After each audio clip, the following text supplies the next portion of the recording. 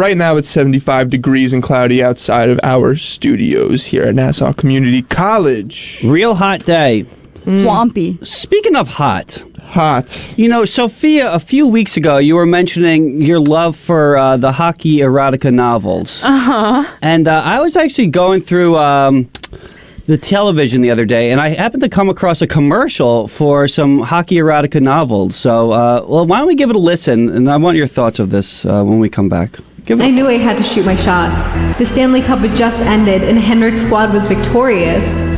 When Henrik scored that hat trick, I knew I needed to do something for him 3 times. I'm just an innocent girl. An empty net. Fill me with your pucks. I'm your biggest fan, Henrik Osborne. Oh, you like the way I play hockey? Yeah, I love watching you handle the stick. Oh, yeah, my puck handling skills have greatly increased since Coach Trot started implementing two-a-days. I'd love for you to handle something else. What the flip? I want you to puck me, Daddy. What the flip? Call now to order your Hockey Erotica novel with such titles as The Toothless Wonder, Suck My Stick, The Ice Princess with Huge Knockers, and Skate Inches. Call now. I'm trying to...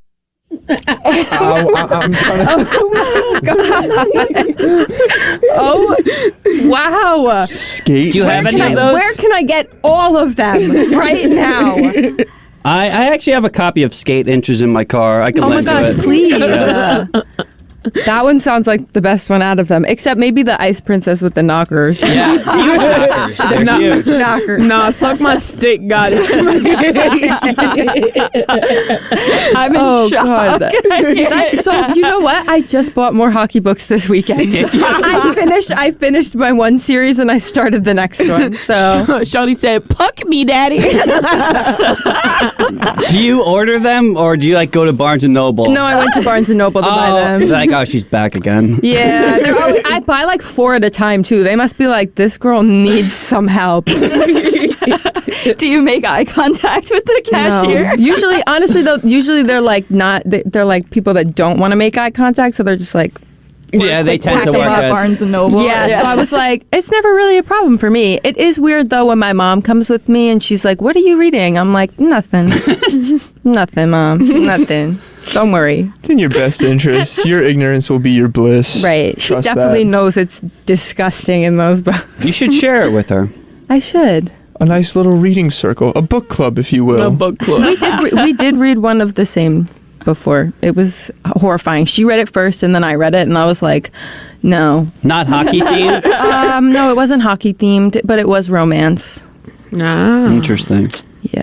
I remember reading like a steamy moment in a book before, and I'm like, hold up, because this is nice and detailed. I started getting warm.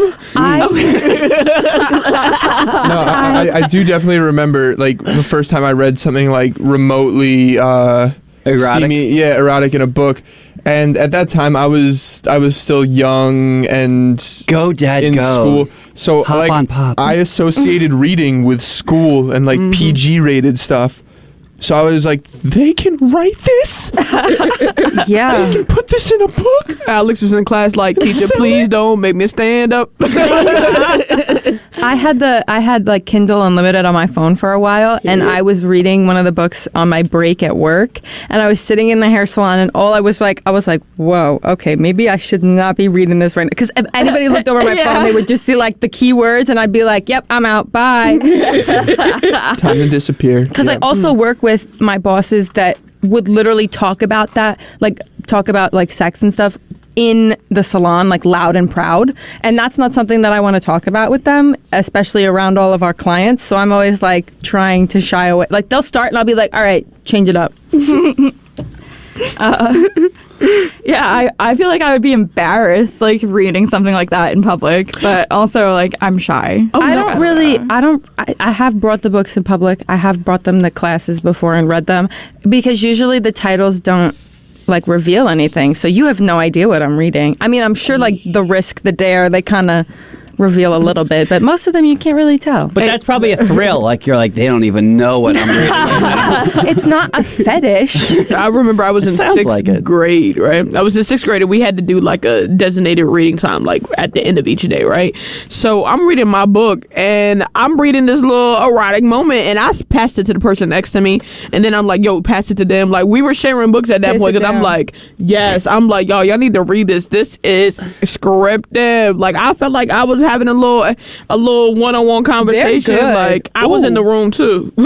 Oh, we got a caller. What are they going to talk about? All right, well, let's Hockey I think romance this is novels, I smut. hope. I don't want to hear about any of this. I'm trying to eat my breakfast.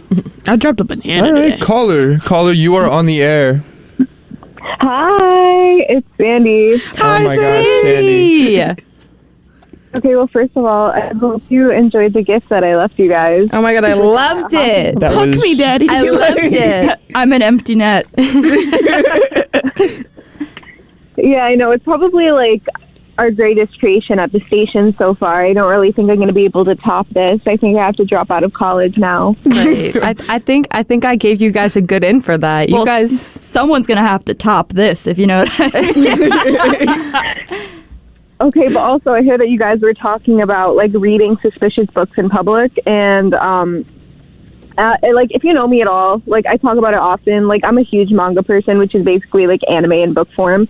And while during my internship, I had to do a lot of orientation, so I tried catching up with Chainsaw Man, and that was probably one of the riskiest things I've ever done in my life. Is reading Like, there's Chainsaw Man in public? Yes. Why? What's that about? Was it dirty?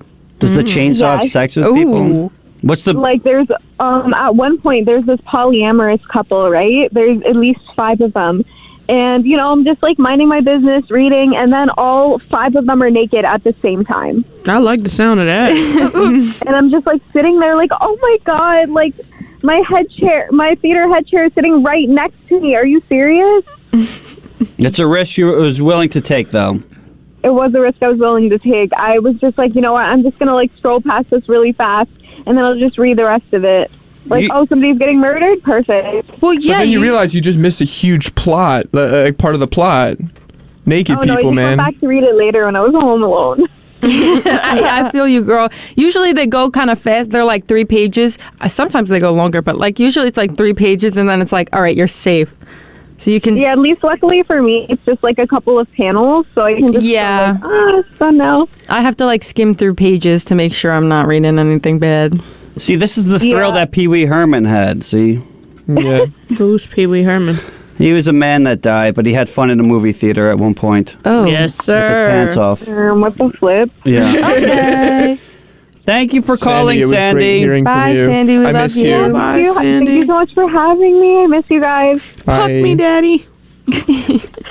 Bye. Bye. See, it's not fun making fun of her on the phone. It's not, 'cause she's not here. Yeah, I We love like making the fun of her in reactions. person, but on Yeah. the phone, She felt like really toned down on that. Like that was really. Yeah, she felt like That's sad. suspiciously calm. Yeah, it wasn't very like bright morning Sandy. I was like, not wow. aggressive. Maybe she's just sad the Smash Mouth guy died. Yeah, maybe, perhaps. Steve Harwell. Yeah. I don't know why I was saying Brian. I'm thinking of, Brian May of I'm Queen. thinking- I always think of him. It's okay. yeah, that hair, man. Unmistakable. I just want to say, Yeah. Smash Mouth, I know you guys are a lot younger than me, but when Smash Mouth came out in the late 90s, or at least that's when they like rose to fame, they were huge. And this is at a point where you didn't really have the ability to download music. This is like right before Napster sort of came out. For people that don't know what Napster is, you would illegally download music off of this application on your computer, and most likely cause viruses. But this was pre-Napster days. So once you liked the song, you could only really listen to it on the radio or MTV when they used to play music, or you'd have to go out and buy the CD of them, even if you just wanted to hear the one song. Like, all I wanted to hear was All Star on repeat. So I bought that album, and I only listened to All Star. But they had like 5 or 6 really good songs Really fun band. A lot of their music is used in movies. I know you guys probably know it from Shrek. Oh, of Yeah. course. But, Yeah. but the song All Star was actually written for a movie called Mystery Men, starring Ben Stiller, in I want to say 1998. And it's been used in a lot of other movies prior to Shrek. But yeah, their music really was just fun. It was just a lot of fun stuff. Walking on the Sun was great. All Star was great. They did a few good covers. When the Party Comes, I think, is another song by them. They were a solid band. So really sad that he died at age 56. I mean, that's super young. Yeah, no, I remember seeing a post a couple days ago saying he was in hospice, couple of days to live, and then sure enough, 24 hours later, a little update. Well, he drank a lot. Oh, yeah. Well, that's the reason why he had all these conditions. He was an alcoholic, and he developed a lot of diseases, heart failure, liver damage, and it eventually caught up to him. I mean, to have that happen at 56 means he was drinking nonstop, Yeah, you have to be 24/7 kissing pretty the much. bottle. Because it takes a lot to get like cirrhosis of the liver. You got to drink a lot. So, I mean, he was living the rock star lifestyle. And I know they sort of are like a meme these days, Smash Mouth. But like I said, when they came out, when they were like big in 98, 99 era, I mean, they were a really popular band. I dug them a lot. So, super, super sad. Are we going to play any Smash Mouth in his honor? Yeah. Real quick, in his honor, before we move on, I would like to play in memory of Steve Harwell, "Walking on the Sun" by none other than Smash Mouth, here on the Nassau Morning Madhouse, 90.3 WHBC.